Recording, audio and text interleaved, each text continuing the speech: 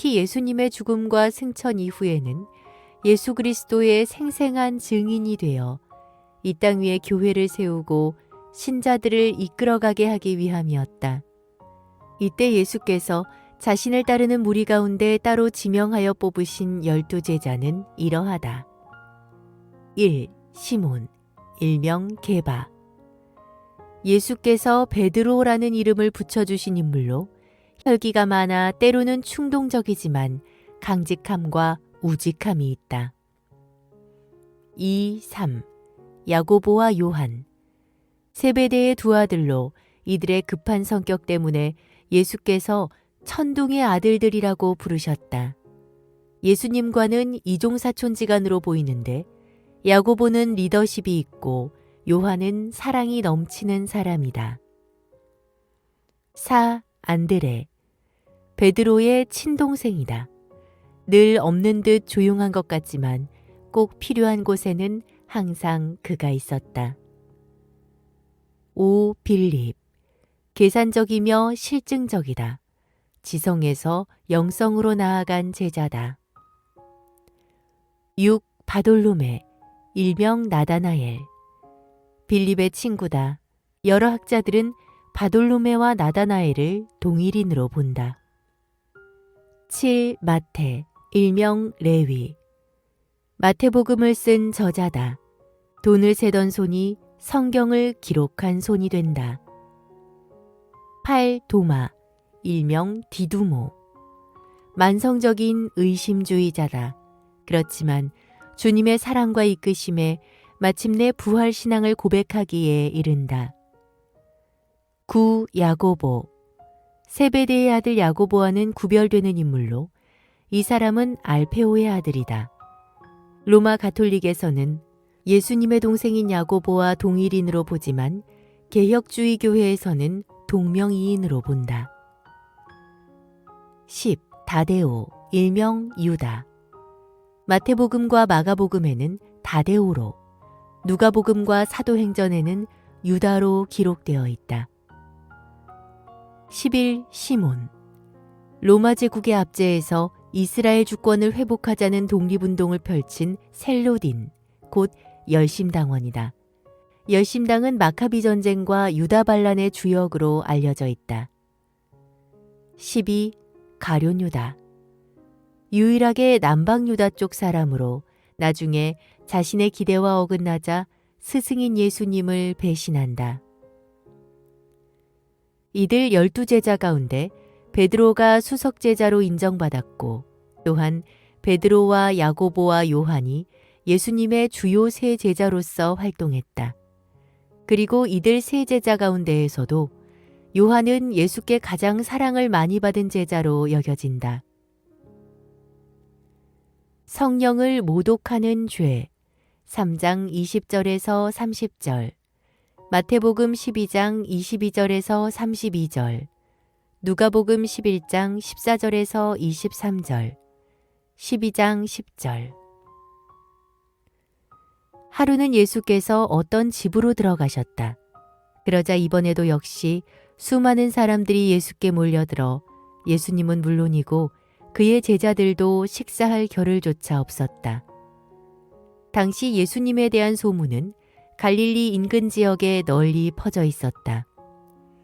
세례 요한에 크게 기대를 걸었던 이스라엘 백성들은 요한이 허망하게 사라지자 그 기대를 예수에게로 집결시켰다.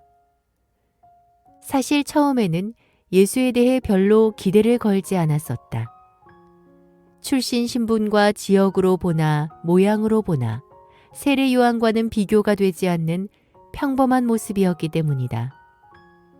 하지만 예수에 대한 소문은 날이 갈수록 파다하게 퍼져갔고 그의 가르침이 워낙 탁월하여 종교 교권자들이 절절맬 정도였다. 그러자 백성들은 예수님을 다시 보기 시작했고 벌떼처럼 모여들었다. 예수님을 감당하지 못한 바리새파와 유대 종교 교권자들은 결국 가짜 뉴스를 만들어냈다. 예수가 귀신에게 사로잡혀 그의 조종에 의해 행동한다는 것이다. 예수의 가르침 역시 사람에게서 배운 바가 아니라 귀신에게서 비롯되었다는 것이다.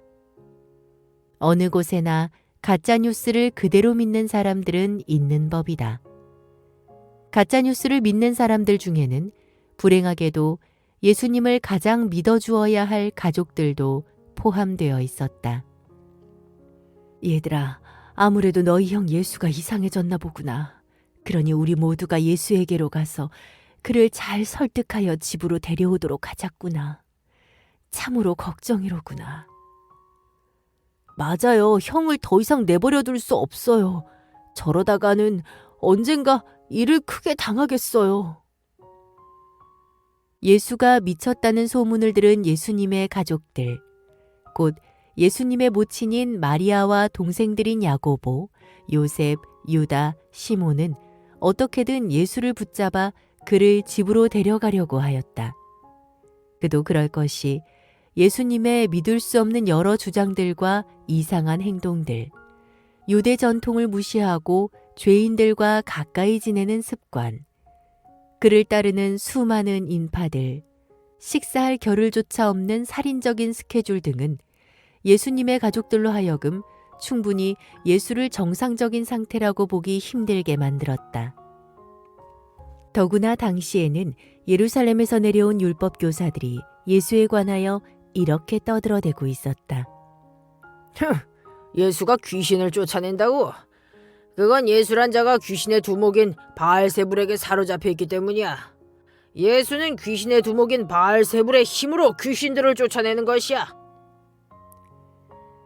바알세불은 귀신들의 왕으로 곧 사탄을 가리키는 말이다. 구약에서 바알은 주인 혹은 왕이란 뜻을 지닌 가나안 최고의 신이었다. 그런데 후일 유대인들은 그 말에다 파리를 뜻하는 세불이라는 전미사를 붙여 바알을 파리들의 왕이라고 조롱했다. 예루살렘에서 내려온 율법 교사들은 이런 바알세불의 힘을 덧입어 예수가 귀신을 쫓아내는 것이라고 악담했다. 이는 예수를 한낱 귀신 들린 자로 매도하는 말로써 예수님의 인격에 대한 지독한 모욕이었다. 그들은 예수가 베푼 이적들이 신적 능력이 아님을 주장하기 위해 이처럼 거짓되고 사악한 비난을 일삼았던 것이다. 예수님은 그냥 넘어갈 수가 없었다. 그들의 말에 모욕을 느껴서라기보다는 그들의 거짓된 소문이 복음 사역에 좋지 않는 영향을 미칠 것이기 분명하기에 백성들 앞에서 단단히 바로잡아 주어야 했다. 그래서 예수님은 그들의 주장이 얼마나 터무니없는 것인지를 비유로 밝혀주신다. 자, 생각들 해보시오. 사탄이 어떻게 사탄을 쫓아낼 수 있겠소? 한 나라가 갈라져 서로 싸우면 그 나라는 지탱할 수 없소. 또한 한 가정이 갈라져 서로 싸우면 그 가정은 망하는 법이요. 마찬가지로 사탄이 사탄과 싸운다면 대체 무슨 일이 벌어지겠소? 사탄의 나라는 서지 못하고 망해버리지 않겠소.